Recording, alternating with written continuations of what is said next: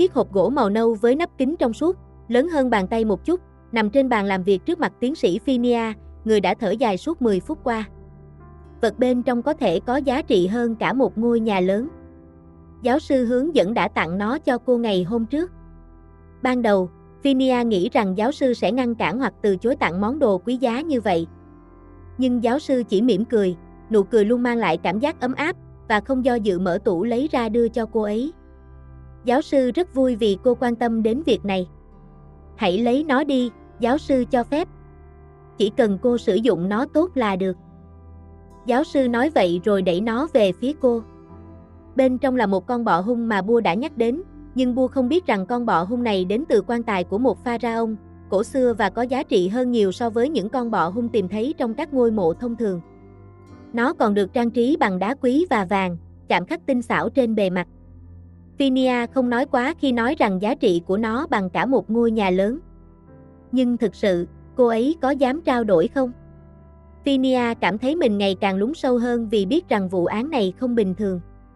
Có người cố gắng tạo ra xác ướp vì mục đích nào đó mà cô ấy biết chắc không phải là điều tốt. Và cô ấy cũng biết rằng Bua cũng nhận ra điều này. Sau đó, cô ấy nhận được xác nhận từ một người bạn rằng những gì cô nghĩ có thể là sự thật. Là một nhà nhân chủng học, liệu cô có nên làm ngơ vì đây không phải là trách nhiệm của cô ấy hay Bua? Phinia đã suy nghĩ về điều này nhiều ngày. Hay cô ấy nên làm những gì cô ấy có thể? Có điều gì đó rất bất thường trước mắt cô ấy. Đây là một vụ việc gây chấn động và ảnh hưởng đến ngành nhân chủng học. Vậy cô ấy nên làm gì? Dù vụ việc đã được báo cáo cho cảnh sát, nhưng cô không thể đoán được nó sẽ kết thúc ở đâu hay khi nào. Có lẽ cô nên quyết định làm gì đó. Tiếng điện thoại trên bàn làm việc vang lên, cắt ngang dòng suy nghĩ, khiến tiến sĩ thở dài trước khi nhấc máy. Phinia. Giọng nói quen thuộc vang lên qua điện thoại. Phinia cũng không chắc ai là sếp của ai, vì Bua luôn có khả năng thuyết phục cô ấy làm việc hoặc giao việc cho cô ấy, và tất nhiên Phinia chưa bao giờ từ chối. Nếu tiến sĩ Bua gọi, hãy nói rằng tiến sĩ Phinia đang nghỉ phép. Giọng nói trêu chọc của Phinia vang lên. Đây là trò đùa hay là vỏ sò biển cạn đã tuyệt chủng? Gần như không buồn cười. Đầu dây bên kia đáp lại với giọng châm biếm. Giáo sư đang bận vậy. Cô xuống ký nhận hộp sọ Homo habilis đi. Chưa đâu, Bua trả lời một cách châm chọc. Tôi chắc là bấm nhầm số và tình cờ, Bua kéo dài giọng, gọi vào phòng làm việc của cô. Nếu nhớ thì nói thẳng ra, không cần phải viện cớ giao hàng hay gọi nhầm, người nhận trả lời ngay lập tức. Cô là trưởng phòng thí nghiệm thì tự nhận đi, đồ của cô mà, Phinia cũng đáp lại một cách hài hước. Tùy cô. Nếu khó mời vậy thì cứ ở trong phòng đi, thưa sếp, đầu dây bên kia trả lời với giọng cười khúc khích rồi cúp máy. Ôi, đồ lười biếng, tôi còn chưa kịp nói hết mà. Phó giám đốc trẻ đặt điện thoại xuống rồi rời khỏi phòng. Cô ấy xuống đến khu vực trước phòng thí nghiệm trong vài phút, trong khi đó Bua và nhân viên bảo vệ đang giúp nhau đẩy một cái thùng gỗ lớn, đủ để chứa một cơ thể người, dài khoảng 2 mét, đặt cạnh bàn lớn. Ký nhận giúp tôi, trưởng phòng thí nghiệm hét lên khi thấy Phinia. Được nhìn thấy hóa thạch của người cổ đại gần 1 triệu năm tuổi thật là điều kỳ diệu đối với cô ấy. Những hóa thạch này luôn ẩn chứa nhiều câu chuyện. Hành trình dài của tổ tiên loài người luôn là điều đáng nghiên cứu, dù biết rằng ngày nay loài người có thể đang lạc lối. Như Bua đã nói, hành trình dài này có lẽ không bao giờ kết thúc. Nếu loài người ở một thời kỳ nào đó tuyệt chủng hoặc biến mất khỏi thế giới này, thì sẽ có một loài mới tiến hóa, giống như tổ tiên hoặc họ hàng gần của chúng ta đã từng trải qua. Thế giới vẫn tiếp tục quay, thời gian vẫn tiếp tục trôi, và loài người vẫn tiếp tục tồn tại. Phinia bước vào cùng với Bua, có An, Phan và vài sinh viên tiến sĩ đứng chờ đầy háo hức. Anh Mang, nhân viên bảo vệ 38 tuổi trong bộ đồng phục màu xanh nhạt, cầm một cái khoan trong tay.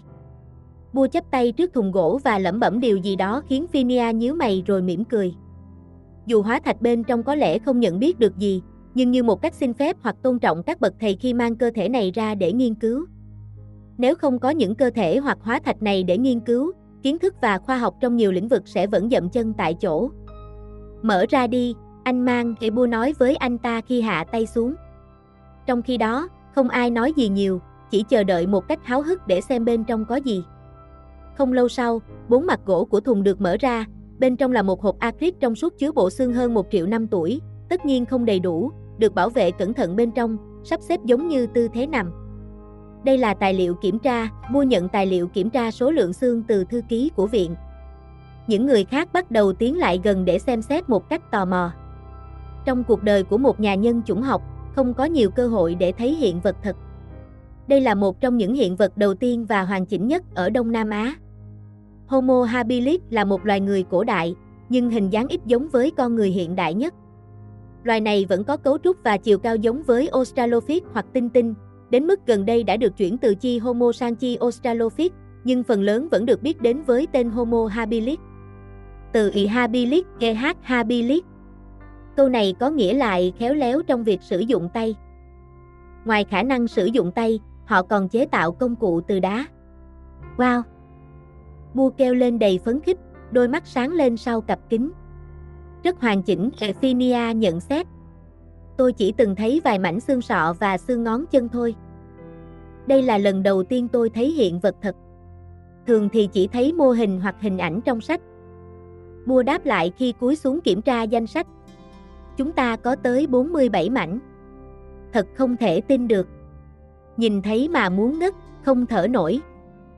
Những hóa thạch này thật sự là điều kỳ diệu đối với các nhà nhân chủng học, đặc biệt là những người nghiên cứu về nhân chủng học vật lý như Bua. Những hiện vật này không dễ tìm thấy, thường được bảo quản trong các bảo tàng ở nước ngoài. Không rõ giáo sư đã thương lượng thế nào để có được cả bộ xương này. Hít thở đi, đừng ngất, Bua nói với nụ cười nhẹ. Đưa danh sách đây, tôi sẽ kiểm tra giúp. Cô cứ xem thoải mái. Đêm nay tôi sẽ ở lại canh gác, Bua nói. Đồ ngốc! Phinia kêu lên, khiến mọi người xung quanh quay lại nhìn. Tại sao? Không được à? Không được, Phinia cấm cản. Các cậu Phan chen vào giữa hai người bạn. Lại định cãi nhau gì nữa? Bua muốn ở lại đây đêm nay. Cô ấy phấn khích quá. Kệ cô ấy, Phan nói. Để cô ấy làm gì thì làm. Tối nay tôi cũng phải thu thập kết quả thí nghiệm lúc 2 giờ sáng. Nhưng phòng thí nghiệm của chúng ta ở tầng khác mà, Phan. Không gọi là ở cùng nhau được. Thì cô lên tầng trên với tôi. Đừng khuyến khích, Phinia nói khi nhìn vào tủ trưng bày và viết vào danh sách kiểm tra. Sao hôm nay cô tốt thế, Phan? Tôi đã đặt sai giờ cho máy, nên máy đã đọc kết quả vào lúc 2 giờ sáng, một người giải thích. Vì vậy phải giữ lại đến 2 giờ sáng. Cô ổn không, Phan? Lần này là Bucea hỏi nhưng không đợi câu trả lời trước khi quay lại chú ý đến xác của Homo habilis. Không thể để cô ấy ở lại một mình được, cậu phải ở lại vì cô ấy đang ngủ, điều này khiến Phan tiến lại gần hơn. Cô ghen à? Bạn cùng lớp thì thầm để không ai nghe thấy. Ai? Điều này khiến Phinia hỏi lại với giọng cộc cằn. Là cô đấy, Phan nói với nụ cười tự mãn. Cậu ghen với cô ấy phải không? Các cô đang thì thầm gì vậy? Có chuyện gì à? Sau đó, cô tiến lại gần với vẻ tò mò. Không phải chuyện của cô, Phinia đáp lại trước khi cúi xuống nhìn tài liệu trong tay. Phan, Bua quay sang hỏi bạn thân. Không có gì, người bị hỏi trả lời với nụ cười trên môi khiến Bucea nheo mắt nhìn. Nếu không nói, thì tối nay cô ở lại phòng thí nghiệm một mình nhé. Tôi biết rồi, bạn của cả hai lên tiếng. Biết rồi. Bua hỏi lại. Cô biết gì? Biết rằng cô không phải người bình thường, Bua. Sau đó Phan quay sang Phinia, người chỉ đứng im lặng không nói gì. Phan đặt tay lên vai của người kia. Tôi ủng hộ cậu, Phinia, rồi rời khỏi phòng thí nghiệm với tiếng cười nhẹ. Phan bị làm sao vậy? Trưởng phòng thí nghiệm nữ quay sang hỏi Phin lại vẫn đang đứng đó. Cô ấy thiếu ngủ giống như cô thôi. Đừng để tôi nói vì ai mà tôi thiếu ngủ. Này, tôi định hỏi giáo sư đã nói chuyện với cậu về ngày họp báo chưa? Phinia trở lại chế độ nghiêm túc ngay sau đó. Thấy nói rồi nhưng chưa ấn định ngày, cả hai đang nói về ngày họp báo thành lập viện để quảng bá cho các nhà khoa học, học sinh, sinh viên và những người quan tâm, sẽ mở cửa tham quan từ 2 tháng tới. Tôi nghĩ có thể là tháng sau, tôi sẽ bắt đầu soạn thư mời các nhà khoa học. Để An làm đi, Bucea nói. Còn cô phải chuẩn bị bài phát biểu trước ống kính. Chỉ là soạn thư mời thôi mà, tự làm cũng được, sao phải nhờ đến em ấy? Em làm cũng được ạ, An đề nghị khi nghe thấy, vì thầy đã giao cho em soạn thảo thư mời báo chí rồi. Thế kế hoạch học tập của em đến đâu rồi, An? Bua hỏi. Cuối cùng đã quyết định được chưa? Em ở với chị Phin à? Tốt lắm, Buseya reo lên khiến người khác phải liếc mắt. Có tên tiến sĩ Phinia trong vai trò cố vấn chung là một vinh dự lớn cho luận án tiến sĩ. Chỉ cần nhìn vào lý lịch và kinh nghiệm của cô ấy là đã thấy ấn tượng rồi. Đừng nói thế, nghe tiến sĩ được nhắc đến lên tiếng, theo quy định, không được ghi lý lịch của cố vấn chung vào luận án. Cô có thực sự tốt nghiệp không đấy, cô nàng ngốc nghếch. Chọn đi, muốn đi thực địa ở đâu? Buseya nhiệt tình gợi ý, chị Phin sẽ liên hệ sớm cho. Em muốn đi anh nhà, An nói. Tốt lắm, Phinia nói, anh thì hôm nay nói chuyện, mai đi cũng được. Ngoài soạn thảo thư mời, em cần chuẩn bị gì nữa không cho buổi họp báo? Không cần đâu, Phinia nói, chị sẽ để trưởng phòng thí nghiệm lo phần còn lại. Tốt đấy, trợ lý giám đốc chỉ cần đẹp trước ống kính thôi, giọng mỉa mai từ trưởng phòng thí nghiệm vang lên ngay lập tức. Đó là nhiệm vụ của cô mà cô đã đẩy cho tôi. Nhưng em nghĩ chị Phin sẽ đẹp khi lên hình đấy à?